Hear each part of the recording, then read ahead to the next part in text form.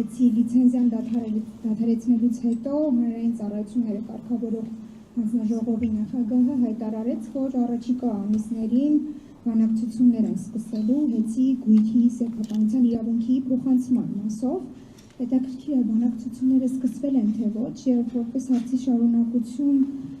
Հեցի լիցենզիան դադարեցնելուց հետո որևէ միջպետական կամ միջազգային գործընթաց սկսել եք այս մասով։ Եվ երկրորդ հարցս վերաբերում է ԶԼՄ-ներում տարածված տեղեկությանը, ըստ փաստաթղթի,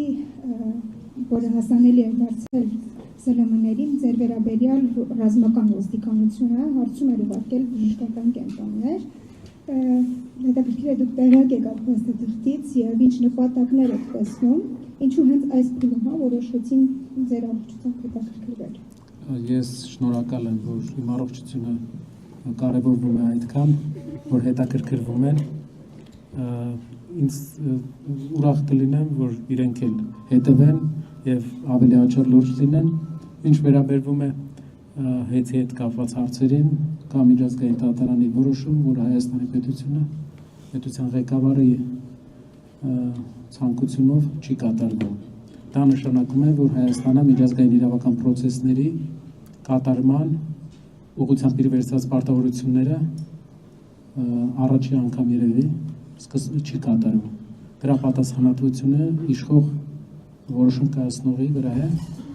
որի հետևանքները ժամանակի ընթացքում ցավոք Հայաստանի Հանրապետությունը ստիպված է լինելու կրել։